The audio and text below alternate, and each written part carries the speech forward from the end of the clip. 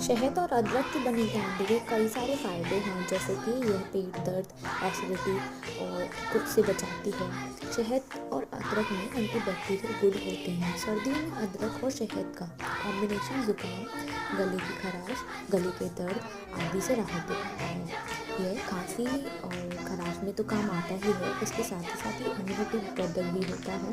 सर्दी में जुकाम से राहत दिलाता है और रेस्पिरेशन से रिलेटेड या रेस्पिरेटरी इन्फेक्शन से रिलेटेड कोई भी इशू होता है उनको दूर करता है।